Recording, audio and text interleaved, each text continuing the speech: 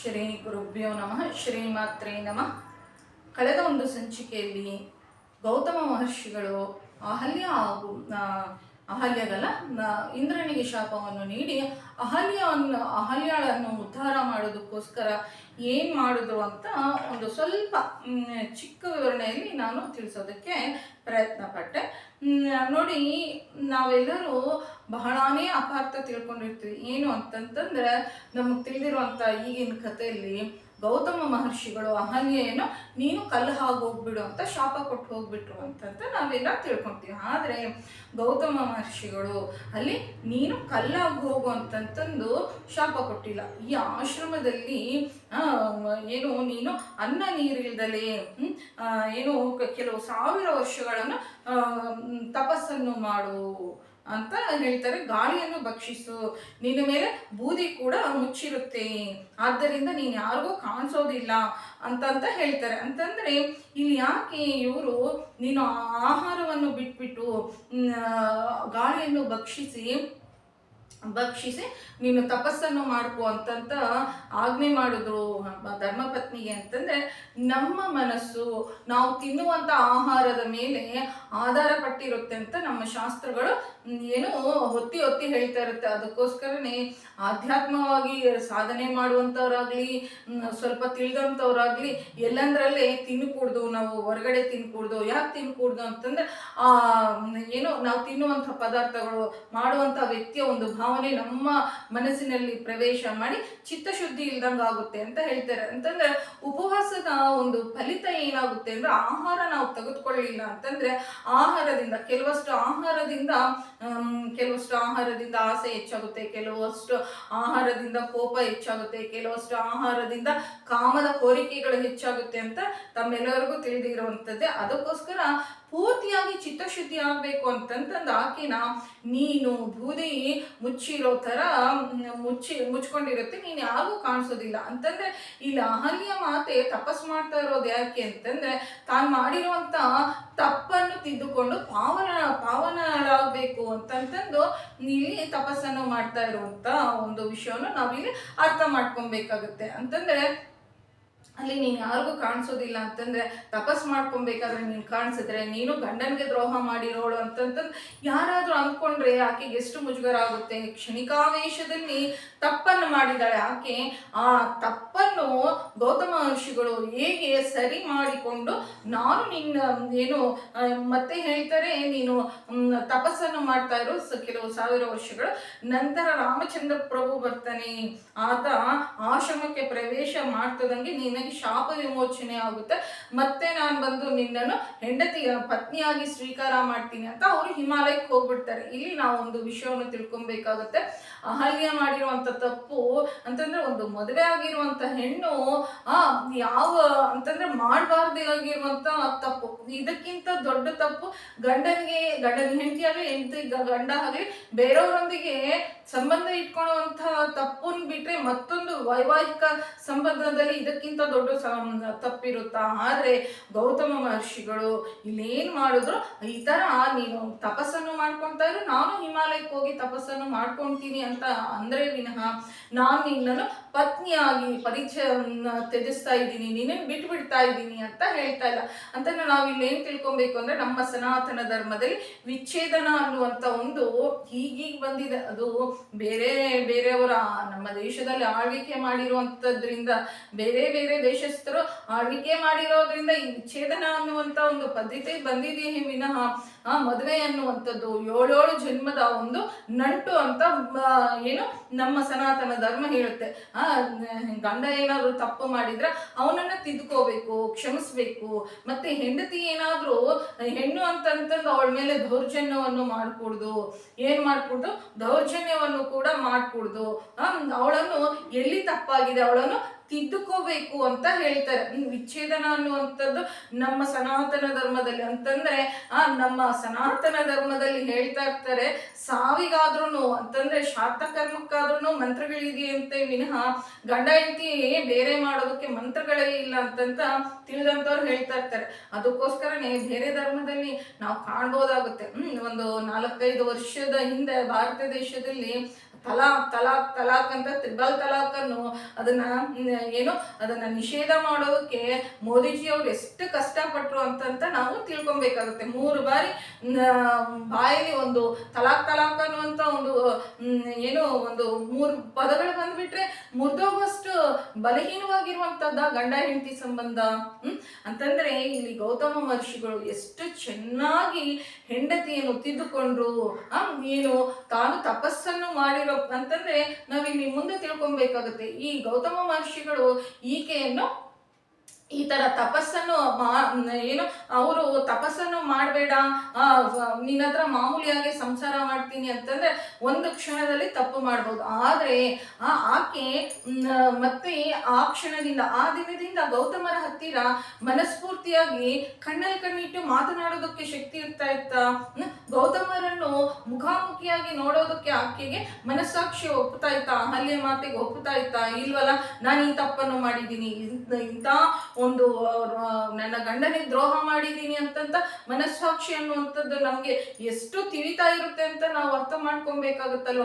ಆದ್ರೆ ಈ ಏನೋ ಆಕೆಗೆ ಪಶ್ಚಾತ್ತಾಪದ ಒಂದು ರೂಪದಲ್ಲಿ ಯಾವ್ದನ್ನ ತಪಸ್ಸನ್ನು ಇದು ಮಾಡಿದ್ದಾರೆ. ತಪ್ಪು ಮಾಡದೇ ಇರುವಂತವ್ರು ಯಾರು ಇಲ್ಲ. ತಪ್ಪನ್ನು ತಿದ್ದಿಕೊಂಡು ನಮ್ಮ ಸಂಬಂಧಗಳನ್ನು, ಅದರಲ್ಲೂ ಗಂಡ ಹೆಂಡತಿ ಸಂಬಂಧಗಳನ್ನು ಉಳಿಸ್ಕೊಂಡು ಹೋಗ್ಬೇಕು ಅನ್ನುವಂಥದ್ದನ್ನ ಹೇಳುವಂಥದ್ದೇ ನಮ್ಮ ಸನಾತನ ಧರ್ಮದಲ್ಲಿ ಅನೇಕ ಕಾರಣಗಳು ನಮ್ಗೆ ತೋರಿಸ್ಕೊಡ್ತಾರೆ. ಬೃಹಸ್ಪತಿಗಳ ಕತೆ ಕೂಡ ಬರುತ್ತೆ. ರೋಹಿಣಿ ಮತ್ತು ಬೃಹಸ್ಪತಿಗಳ ಕಥೆಯು ನಮ್ಮ ಪುರಾಣಗಳಲ್ಲಿ ಬರುತ್ತೆ. ಎಷ್ಟೆಷ್ಟು ಕಥೆಗಳು ಈ ತರ ಹೆಂಡತಿ ತಪ್ಪು ಮಾಡಿದ್ರೆ, ಮಾಡಬಾರ್ದೇ ಇರುವಂತ ತಪ್ಪನ್ನು ಮಾಡಿದ್ರೆ ಅವಳನ್ನು ತಿದ್ದಿಕೊಂಡು ಮತ್ತೆ ತಮ್ಮ ಪಕ್ಕದಲ್ಲಿ ಸೇರಿಸ್ಕೊಳ್ಳುವಂತ ಒಂದು ಒಂದು ಗುಣಶ್ರೇಷ್ಠವಾಗಿರುವಂತಹ ಯಾವುದು ಧರ್ಮ ಅಂತಂದ್ರೆ ನಮ್ಮ ಸನಾತನ ಧರ್ಮ. ನಾವು ಅನ್ಕೊಳ್ತಾ ಇರ್ತೀವಿ ಹೆಣ್ಣಿನ ಹಾಕಿ ತೊಳ್ದಾಕ್ಬಿಡ್ತಾ ಇರ್ತಾರಪ್ಪ ನಮ್ಮ ಭಾರತ ದೇಶದಲ್ಲಿ, ಸ್ವತಂತ್ರ ಇಲ್ಲ, ಹೆಣ್ಣಿನ ಹಾಕ್ತಾರ ಪೀಡಿಸ್ತಾ ಇರ್ತಾರೆ, ಈ ತರ ಪೀಡಿಸ್ತಾ ಇರ್ತಾರೆ ಅಂತ. ಅಂದ್ರೆ ಇಷ್ಟು ಔದಾರ್ಯವಾಗಿ ಹೇಳುವಂತ ಒಂದು ಧರ್ಮ ಎಲ್ಲಾದ್ರೂ ಇದೆಯಾ? ಇದೇ ತಪ್ಪನ್ನು ಶಾಸ್ತ್ರದಲ್ಲಿ, ನಾನು ಸ್ವಂತ ಅಭಿಪ್ರಾಯದಿಂದ ಹೇಳ್ತಾ ಇಲ್ಲ, ಶಾಸ್ತ್ರದಲ್ಲಿ ಹೇಳಿರುವಂತದ್ದೇನು ಅಂತಂದ್ರೆ ಇದೇ ತಪ್ಪನ್ನು ಗೌತಮ ಮಹರ್ಷಿಗಳು ಅಲ್ಲಿ ಆರೋಗ್ಯದಿಂದ ಇದ್ದು ಗೌತಮ ಮಹರ್ಷಿಯಲ್ಲಿ ಪ್ರೀತಿಯಿಂದ ಇದ್ದು ಗೌತಮ ಮಹರ್ಷಿ ಏನಾದ್ರೂ ಬೇರೆ ಹೆಣ್ಣಿನೊಂದಿಗೆ ಸಂಗಮ ಮಾಡಿದ್ರೆ ಆ ಪಾಪ ಹೋಗೋದಕ್ಕೆ ಗಂಡಿಗೆ ಏನ್ ವಿಧಿಸಿದಾರೆ ಗೊತ್ತಾ? ನಮ್ಮ ಸನಾತನ ಧರ್ಮದಲ್ಲಿ ಆ ತಪ್ಪನ್ನು ಮಾಡಿರುವಂತ ವ್ಯಕ್ತಿ ಪ್ರತಿದಿನ ಮಠ ಮಧ್ಯಾಹ್ನ 6 ತಿಂಗಳು ಹೋಗಿರುವ ಬೀದಿಗೆ ಹೋಗ್ದಲೆ, ಹೋಗಿರುವಂತ ಮನೆಗೆ ಹೋಗ್ದಲೆ ಹೋಗ್ಬಿಟ್ಟು ಮನೆ ಮುಂದೆ ನಿಂತ್ಕೊಂಡ್ಬಿಟ್ಟು, ಅಮ್ಮ ನಾನು ನನ್ನಲ್ಲಿ ಅನುರಕ್ತಳಾಗಿರುವಂತಹ ಹೆಂಡತಿ ಇದ್ದಾಳೆ, ಅವಳು ರೂಪವತಿ, ಅವಳು ಆರೋಗ್ಯವತಿಯಾಗಿದ್ದಾಳೆ, ನನ್ನನ್ನು ಬಹಳ ಪ್ರೀತಿಸುವಂತ ಒಂದು ಹೆಂಡತಿ ಇದ್ರೂ ನಾನು ಬೇರೆ ಹೆಣ್ಣಿನೊಂದಿಗೆ ಸಂಗಮಿಸಿ ಅವಳಿಗೆ ದ್ರೋಹ ಮಾಡಿದ್ದೀನಿ, ಆ ಪಾಪ ಹೋಗೋದಕ್ಕೆ ನನ್ನ ಮುಖದ ಮೇಲೆ ಒಂದು 2 ಹಿಡಿ ಅನ್ನವನ್ನ ಹಾಕಮ್ಮ ಅಂತಂತಂದು ಹಿಂಗೆ ದೀನವಾಗಿ ಕೇಳ್ಕೋಬೇಕಂತೆ. 6 ತಿಂಗಳು ಭಿಕ್ಷಾಟನೆ ಮಾಡ್ಬೇಕಂತೆ. ಅಂತಂದ್ರೆ ಈ ತರ ಗಂಡಸಿಗೆ ಈ ಒಂದು ತಪ್ಪನ್ನೇನಾದ್ರೂ ಗಂಡಸ್ ಮಾಡಿದಾನೆ ಅಂತಂದ್ರೆ ಅವನು ಭಿಕ್ಷೆ ಎತ್ಕೋಬೇಕು. ಭಿಕ್ಷೆ ಎತ್ಕೊಳೋದು ಅದು ರಾಜಾರೋಷವಾಗಲ್ಲ, ತಾನು ಮಾಡಿರುವಂತ ತಪ್ಪನ್ನು ಪಶ್ಚಾತ್ತಾಪದಿಂದ ಹೇಳ್ಕೋಬೇಕು ಅಂತ ನಮ್ಮ ಸನಾತನ ಧರ್ಮದಲ್ಲಿ ಹೇಳ್ತಾ ಇರ್ತಾರೆ. ಎಲ್ಲಿದೆಯಪ್ಪ ಫಿಮಿನಿಸ್ಟ್ ಅಂತಂದ್ರೆ ನಮ್ಮ ಭಾರತದ ಮೇಲೆ, ದೇಶದ ಮೇಲೆ ಇಲ್ಲದೆ ಸಲ್ಲದೆ ಇರುವಂತಹ ಆರೋಪಗಳು. ನಮ್ಮ ಭಾರತ ದೇಶದಲ್ಲಿ ಈ ಬ್ರಿಟಿಷರು ಬಂದ್ಬಿಟ್ಟು ಕುಲಗಳ ನಡುವೆ ಚಿಚ್ಚನ್ನು ಇಟ್ಟಿದ್ದಾರೆ. ನಮ್ಮ ಕುಟುಂಬದಲ್ಲಿ ಹೆಣ್ಣು ಮಕ್ಕಳು ಸ್ವತಂತ್ರ, ಗಂಡು ಮಕ್ಕಳು ಸ್ವತಂತ್ರ, ನಾವೆಲ್ಲರೂ ಮನುಷ್ಯರು ಅಂತ ಅನ್ನುವಂಥದ್ದೇ ಬಿಟ್ಬಿಟ್ಟು ಇಲ್ಲದೆ ಸಲ್ಲದೆ ಇರುವಂತದ್ದನ್ನೆಲ್ಲ ನಮ್ಮ ಬ್ರೈನ್ ವಾಶ್ ಮಾಡಿಬಿಟ್ಟು ಇವಾಗಲೂ ನಾವು ಬ್ರಿಟಿಷರ ಮಾನಸ ಪುತ್ರರಾಗಿ ಇದೀವಿ ಅಂತ ನಾನಿಲ್ಲಿ ಹೇಳ್ತಾ ಇದ್ದೀನಿ. ಅಂತಂದ್ರೆ ಹೆಣ್ಣು ಮಕ್ಕಳು ಯಾರು ಇಂಥ ತಪ್ಪು ಮಾಡಬೇಕು ಅಂತ ನನ್ನ ಉದ್ದೇಶ ಇಲ್ಲ. ಆದ್ರೆ ನಮ್ಮ ಹೆಣ್ಣು ಮಕ್ಕಳಿಗೆ ಎಷ್ಟು ಒಂದು ಉನ್ನತವಾಗಿರುವಂತಹ ಸ್ಥಾನವನ್ನು ನಮ್ಮ ಸನಾತನ ಧರ್ಮ ನೀಡಿದೆ ಅಂತ ಹೇಳೋದಕ್ಕೆ ಚಿಕ್ಕ ಪ್ರಯತ್ನ ಮಾಡಿದ್ದೀನಿ. ಇವೆಲ್ಲವೂ ಯಾಕೆ ತಿಳಿಸ್ಕೊಡೋದಿಲ್ಲ? ಅಹಲ್ಯ ವೃತ್ತಾಂತವನ್ನಾಗಲಿ ಮತ್ತೆ ಇವನ್ನೆಲ್ಲ ಪಾಠಶಾಲೆಯಲ್ಲಿ ಅಂತಂದ್ರೆ ನಾವು ಅಹಲ್ಯ ವೃತ್ತಾಂತವನ್ನು ಹೇಳಬೇಕು ಅಂತಂದ್ರೆ ಏನೋ ಮುಜುಗರ ಪಟ್ಟು ಬಿಡ್ತೀವಿ. ಅಂತಂದ್ರೆ ಪಂಚಮಹಾಪತಿ ಪತಿವ್ರತೆಯಲ್ಲಿ ಅಹಲ್ಯ ಮಾತೆಯನ್ನು ಸೇರಿಸಿರುವಂತ ಮಹರ್ಷಿಗಳು ಏನಾದ್ರು ಹುಚ್ಚರ ಅಂತಂತಂದ್ರೆ ಯಾಕೆ ಈ ತರ ಮಾಡಿದ್ದಾರೆ? ಕುಲಂಕುಷವಾಗಿ ಅನಸೂಯ ಮಾತ ಕತೆ ಹೇಳ್ಬೇಕು ಅಂತಂದ್ರೆ ಅವ್ರು ಬೆತ್ತಲೆಯಾಗಿ ಬಂದು ಏನು ತ್ರಿಮೂರ್ತಿಗಳು ಬಂದು ಅನ್ನ ಬಡಿಸ್ಬೇಕು ಅಂತಂದ್ರೆ ಅದನ್ನ ಹೇಳ್ಬೇಕು ಅಂತಂದ್ರೆ ನಮ್ಗೆ ಮುಜುಗರ. ಅಲ್ಲಿರುವಂತ ಒಂದು ವಿಷಯದಲ್ಲಿ ಇರುವಂತ ಆಳವನ್ನು ತಿಳಿದುಕೊಳ್ಳುವಂತ ಒಂದು ಆಧ್ಯಾತ್ಮಿಕವಾಗಿರುವಂತ ದೃಷ್ಟಿ, ಅದರಲ್ಲಿ ಇರುವಂತ ಒಂದು ವಿಶಾಲವಾಗಿರುವಂತ ದೃಷ್ಟಿಯನ್ನು ಯಾಕೆ ಚರ್ಚೆ ಮಾಡೋದಕ್ಕಾಗ್ತಾ ಇಲ್ಲ? ಅಹಲ್ಯ ಅಂತಂತಂದ್ರೆ ಏನು, ಆಕೆ ಇಂದ್ರನೊಂದಿಗೆ ಸಂಭೋಗ ಮಾಡಿದಾಳೆ, ಅವಳು ಏನೋ ಕಲ್ಲಾಗ ಹೋಗ್ಬಿಟ್ಲು, ಅವಳ ಮೇಲೆ ಶ್ರೀರಾಮಚಂದ್ರ ಪ್ರಭು ಬಂದು ಬಲಗಾಲನ್ನು ಇಟ್ಟುಬಿಟ್ರು, ಅವಾಗ ಆಕೆ ಹೆಣ್ಣಿನ ರೂಪ ಹೊಂದದ್ಲು ಅಂತಂತಂದ್ರೆ ಇಲ್ಲದೆ ಸಲ್ಲದೆ ಇರುವಂಥದ್ದು. ಅಲ್ಲಿ ಇರುವಂಥದ್ದು ನಮ್ಮ ರಾಮಾಯಣದಲ್ಲಾಗ್ಲಿ ಮಹಾಭಾರತದಲ್ಲಾಗ್ಲಿ ವ್ಯಾಸರು ಮತ್ತು ವಾಲ್ಮೀಕಿಗಳು ಬರ್ದಿರೋದೇ ಒಂದಾದ್ರೆ ಅದರಲ್ಲೂ ಕೂದಲೆಳೆ ಒಂದು ಸತ್ಯ ಇರುತ್ತೆ, ಅದ್ರ ಸುತ್ತೂರ ಬಹಳನೇ ಏನಿರುತ್ತೆ ಸುಳ್ಳುಗಳು ಇರ್ತವೆ ಅಂತಂತಂದು ಮನ್ಸಿಗೆ ಬಹಳನೇ ಬೇಜಾರಾಗುತ್ತೆ. ಯಾಕೆ ಈ ತರ ಇಲ್ಲದೆ ಸಲ್ಲದೆ ಇರುವಂತದ್ದನ್ನೆಲ್ಲ ನಮ್ಮ ಯಾಕೆ ಸನಾತನ ಧರ್ಮದ ಮೇಲೆ ಆರೋಪಣೆ ಮಾಡ್ತಾರೆ ಅನ್ನುವಂತ ಒಂದು ದುಃಖ ಕೂಡ ನಮ್ಮ ಮನಸ್ಸಿನಲ್ಲಿ ಬಹಳ ಇರುತ್ತೆ. ಯಾಕೆಂತಂದ್ರೆ ನಾವು ಮೂಲ ರಾಮಾಯಣವನ್ನಾಗ್ಲಿ ಮಹಾಭಾರತವನ್ನಾಗ್ಲಿ ಓದ್ಬೇಕು ಅಂತ ಸಂಸ್ಕೃತ ಭಾಷೆ ಬರೋದಿಲ್ಲ.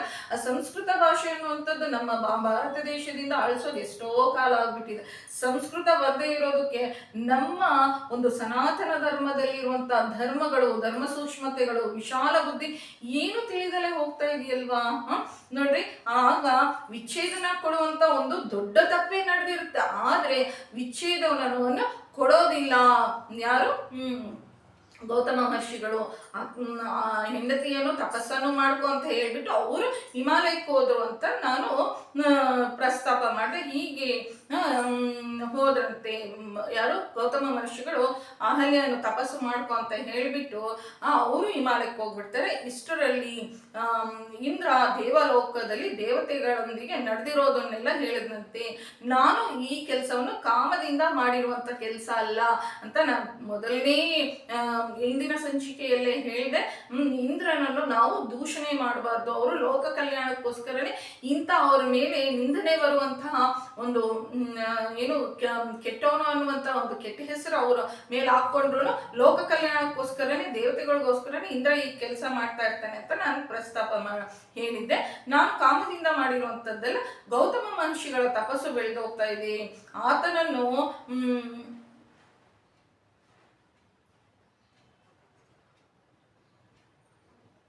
ಆತನನ್ನು ನಾನೇನು ಮಾಡಲಿಲ್ಲ. ಆದ್ದರಿಂದಲೇ ಅಪಚಾರ ಏನು ಆ ಗೌತಮ ಮಹರ್ಷಿಗಳನ್ನು ನಾನು ಹೇಗೂ ಎದುರಿಸೋದಕ್ಕಾಗೋದಿಲ್ಲ.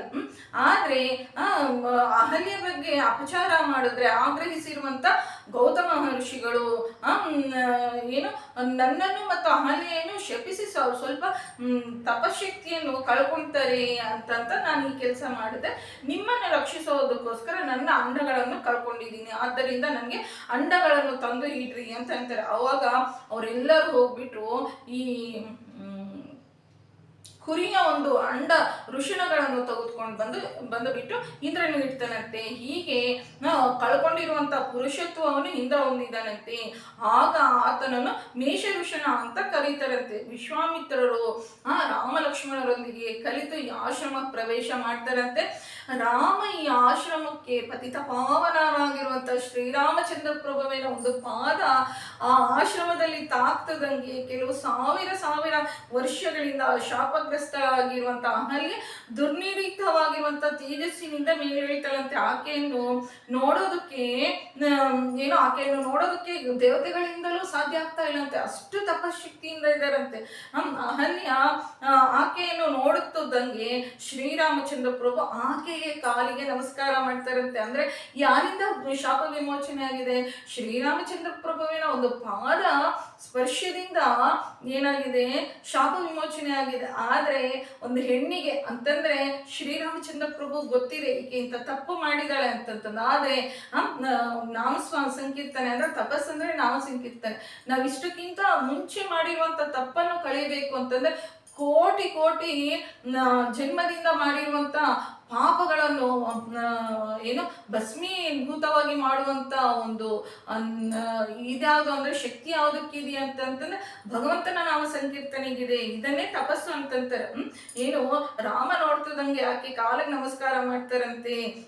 ಗೌತಮ ಮಹರ್ಷಿಗಳು ಹೇಳಿರುವಂತ ವಿಷಯ ಅಹಲ್ಯೆಗೆ ನೆನಪು ಬಂದ್ಬಿಟ್ಟು ಈತನೇ ರಾಮ ಅಂದ್ಬಿಟ್ಟು ರಾಮನಿಗೆ ನಮಸ್ಕಾರ ಮಾಡ್ತಾರಂತೆ.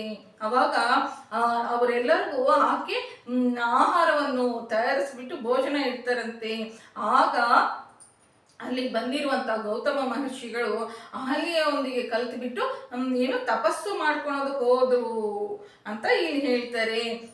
ಎಲ್ಲಿ ಹೋಗ್ತಾರೆ ಅಂತ ಹೇಳ್ತಾರೆ. ನಮಗೆ ಸೀರಿಯಲ್ಗಳಲ್ಲಾಗ್ಲಿ ಸಿನಿಮಾಗಳಲ್ಲಾಗ್ಲಿ ಏನ್ ತೋರಿಸ್ತಾರಪ್ಪ ಅಂತಂದ್ರೆ ಶ್ರೀರಾಮಚಂದ್ರ ಪ್ರಭು ಬರ್ತಾರಂತೆ, ಕಲ್ಲಿನ ಮೇಲೆ ಏನು ಕಾಲಿಡ್ತಾರಂತೆ, ಆ ಕಲ್ಲು ಹೆಣ್ಣಾಗ್ಬಿಡ್ತಾಳಂತೆ. ಅಂದ್ರೆ ಒಂದು ಹೆಣ್ಣು ಅಂತ ತಿಳಿದ ಪಾದವನ್ನು ಸ್ಪರ್ಶಿಸುವಂತ ಸಂಸ್ಕಾರವಿಲ್ಲದೆ ಇರುವಂತ ಧರ್ಮ ಅಲ್ಲ ನಮ್ಮ ಧರ್ಮ. ಒಂದು ಭಗವಂತನ ಮುಂದೆ ಆಗಲಿ ಗುರುಗಳ ಮುಂದೆ ಆಗಲಿ ಪಂಚಾಂಗ ನಮಸ್ಕಾರ ಹೆಣ್ಣಿಗೆ ಹೇಳಿದರೆ ವಿನಃ ಸಾಷ್ಟಾಂಗ ನಮಸ್ಕಾರ ಎಲ್ಲೂ ಹೇಳಿಲ್ವಲ್ಲ.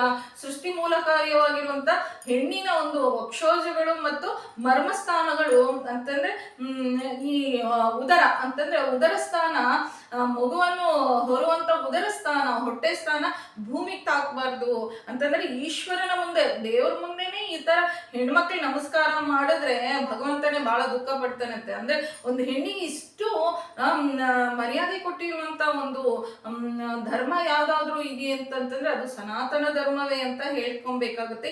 ಇಲ್ಲಿ ಅಹಲ್ಯ ವೃತ್ತಾಂತದಿಂದ ನಾವು ತಿಳ್ಕೊಬೇಕಾಗಿರುವಂತದ್ದು ಏನು ಅಂತಂದ್ರೆ ನೋಡ್ರಿ, ಗೌತಮನಲ್ಲಿ ಇಲ್ಲದೆ ಇರುವಂತ ಏನೋ ಒಂದು ವಿಶೇಷತೆ ಇಂದ್ರನಲ್ಲಿ ಇದೆ ಅಂತಂತಂದು ಯಾವತ್ತು ನಮ್ಗೆ ಇರೋಂಥದ್ರನ್ನೇ ಹಾಲಿಗೆ ಬಂದಿರುವಂಥದ್ದೇ ಪಂಚಾಮೃತ. ಒಂದು ಕ್ಷಣ ಮಾತ್ರದಲ್ಲಿ ಕೆಲವು ಕ್ಷಣಗಳ ಸುಖಕ್ಕೋಸ್ಕರ ಆಕೆ ಎಷ್ಟು ವರ್ಷಗಳ ಕಾಲ ದುಃಖವನ್ನು ಅನುಭವಿಸ್ಬೇಕಾಗುತ್ತೆ ಅಲ್ವಾ. ಆ ಕ್ಷಣಿಕಾವೇಶದಲ್ಲಿ ಇಂಥ ತಪ್ಪುಗಳನ್ನು ಮಾಡಿಬಿಟ್ಟು ಜೀವನವನ್ನು ಯಾರು ನಾಶ ಮಾಡ್ಕೊಬಾರ್ದು ಅಂತ ನಾನಿಲ್ಲಿ ತಿಳಿಸ್ಕೊಡ್ತಾ ಇದ್ದೀನಿ. ಈಗಿನ ಕಾಲದಲ್ಲಿ ನೋಡ್ತಾ ಇದ್ದೀವಿ ಏನೇನು ವಿಚಿತ್ರಗಳು ನಡೀತಾ ಇದೆ ಅಂತಂತಂದ್ರೆ ಏನೋ ಈ ಅಕ್ರಮ ಸಂಬಂಧಗಳ ಬಗ್ಗೆ ಪ್ರತಿನಿತ್ಯವೂ ಬಹಳನೇ ಕಿವಿ ಮೇಲೆ ಬೀಳ್ತಾ ಇರುತ್ತೆ. ಶಾಂತಂ ಪಾಪಂ ನಾರಾಯಣ ನಾರಾಯಣ ಅನ್ಕೊಂಡೋಗ್ಬಿಟ್ರೆ ನಾವ್ ಇನ್ನೇನ್ ಮಾಡೋದಕ್ಕಾಗುತ್ತೆ. ಇಂತಹ ಸಂಸ್ಕಾರಗಳನ್ನು ಚಿಕ್ಕ ಮಕ್ಕಳಿಂದನೇ ರಾಮಾಯಣ ಭಗವದ್ಗೀತೆ ಭಾಗವತದಂತ ಸಂಸ್ಕಾರಗಳನ್ನ ಹಾಕೊಟ್ರೆ ಯಾಕೆ ಮಕ್ಕಳು ಬೇರೆ ದಾರಿ ಹಿಡಿತಾರೆ ಅಂತಂತಂದು ನಾವಿಲ್ಲಿ ಪ್ರಶ್ನಿಸ್ಬೇಕಾಗುತ್ತಲ್ಲೋ. ರಾಮಾಯಣದಲ್ಲಿ ಅದೆಷ್ಟು ಆಳವಾಗಿರುವಂತ ಜ್ಞಾನ ಅಡಗಿದೆ ಅಂತಂತಂದು ಮತ್ತೆ ನಮಸ್ಕಾರ ಮಾಡ್ಕೊಳ್ತಾ ಇದ್ದೀನಿ. ಯಾಕೆ ಅಂತಂದ್ರೆ ಒಂದು ಮದುವೆ ಅನ್ನುವಂಥದ್ದು ಎಷ್ಟು ಪವಿತ್ರವಾಗಿರುವಂಥದ್ದು, ವಿಚ್ಛೇದನ ಅನ್ನುವಂಥದ್ದು ನಮ್ಮ ದೇಶದಲ್ಲಿ ಇಲ್ಲವೇ ಇಲ್ಲ. ವಿಚ್ಛೇದನ ಅನ್ನುವಂಥ ಒಂದು ಪದ ನಮ್ಮ ದೇಶದಲ್ಲಿ ಇಲ್ಲವೇ ಇಲ್ಲ. ಇಂತಹ ಹೆಂಡತಿಯನ್ನು ಉದ್ಧಾರ ಮಾಡ್ಕೊಂಡಿರುವಂತ ಗೌತಮ ಮಹರ್ಷಿಗಳ ಜೀವನ ಚರಿತ್ರೆ ಬಹಳನೇ ಇದೆ. ನಾನು ಮುಂದಿನ ಸಂಚಿಕೆಯಲ್ಲಿ ತಿಳಿಸ್ಕೊಡಲು ಪ್ರಯತ್ನ ಮಾಡ್ತೀನಿ. ಯಾಕೆ ಅಂತಂದ್ರೆ ಇವತ್ತಿಗೂ ಗೌತಮ ಮಹರ್ಷಿಗಳ ಒಂದು ಅವರ ತಪೋಶಕ್ತಿಯನ್ನು ಇವತ್ತಿಗೂ ಈ ಕಾಲಕ್ಕೂ ನಾವು ಅನುಭವಿಸ್ತಾ ಇದ್ದೀವಿ ಅಂತಂತಂದು ನಾನು ತಿಳಿಸೋದಕ್ಕೆ ಇಚ್ಛೆ ಪಡ್ತೀನಿ. ಮುಂದಿನ ಸಂಚಿಕೆಯಲ್ಲಿ ಗೌತಮ ಮಹರ್ಷಿಗಳ ಒಂದು ಜೀವನ ಚರಿತ್ರೆಯನ್ನು ತಿಳಿಸ್ಕೊಡೋದಕ್ಕೆ ನಾನು ಪ್ರಯತ್ನ ಮಾಡ್ತೀನಿ ಅಂತ ಹೇಳ್ತಾ ಜೈ ಶ್ರೀರಾಮ್, ಸದ್ಗುರುನಾಥ್ ಮಹಾರಾಜ್ ಕಿ ಜೈ. ನಮ್ಮ ಚಾನಲ್ ಇಷ್ಟ ಆಗಿದೆ ಸಬ್ಸ್ಕ್ರೈಬ್ ಮಾಡ್ಕೊಳ್ಳಿ, ಲೈಕ್ ಮಾಡಿ ಹಾಗೂ ಶೇರ್ ಮಾಡಿ. ಜೈ ಶ್ರೀರಾಮ್.